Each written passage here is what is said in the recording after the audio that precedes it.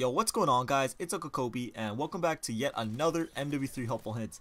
I know I haven't done one of these in a while, and to tell you the truth, it's just hard to find things that a billion other people haven't made a video about already.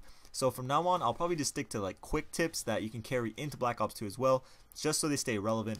However, I will continue to make spots videos if I feel they are worthy enough to share, in this late stage of the game. But nonetheless, in today's video, we're going to be talking about snaking. Now, some of you may or may not know what snaking is, but I'm sure all of you have done it at some point without even realizing it. Personally, I think snaking is a big problem with Call of Duty as gameplay mechanics go, but if it's in the game, might as well use it. So after you watch this video, hopefully you will be able to take full advantage of it. Alright guys, first thing you should know is that snaking is basically a glitch in the game. And I call it a glitch because when you do it, it eliminates any possible quick reaction time by your opponents, and it gives you an edge in a gunfight. Not so much that you're reporting someone for doing it, but it most likely is something that you'll complain about when it's done to you.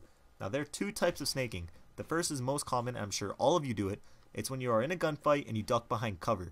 But before you come up, you are already holding down that left trigger button, so when you do come up, you're ready to take your opponents out.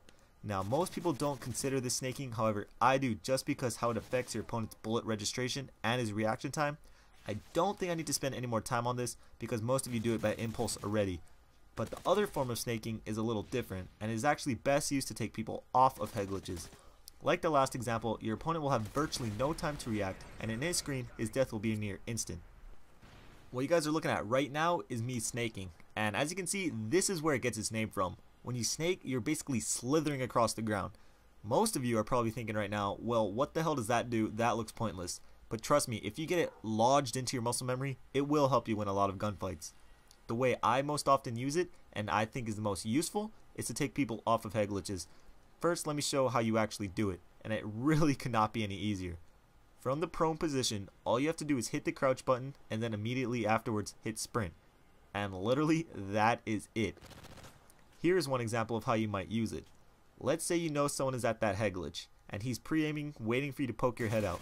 Rather than slowly peeking around the corner, which will give him the upper hand, use the snake glitch. Again, prone, crouch, sprint, and then of course take him out. Occasionally, if they have the better connection and a quick reaction time, they may land a shot or two on you. However, no matter what, their first couple bullets will not register, giving you the advantage every time. In this example, your opponent has you trapped in a corner, and he's just laying there prone, waiting for you to come out. This time, I'm going to be a little fancier and add a jump after the snake, which looks something like this. However, in his screen, it looks like this. On a side note, if you're a really gnarly sniper, I recommend trying to add like a 360 at the end of it.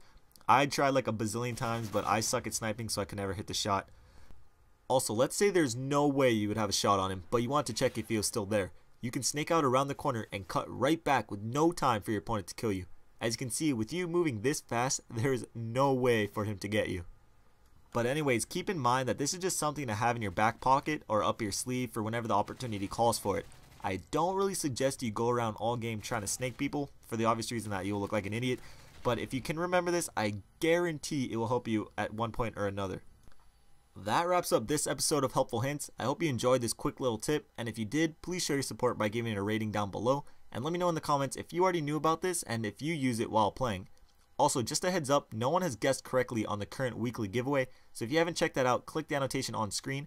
And if you did already, I'll give you 3 more guesses, so go take advantage of that. I want to be able to give some prizes away come next Saturday. On Friday should be another Helpful Hints, and until then will be a plethora of awesome videos. I don't know if that's how you say that, but anyways, if you're new and like what I do, hit that subscribe button. This was Uncle Kobe. Until next time, I love you all, and peace.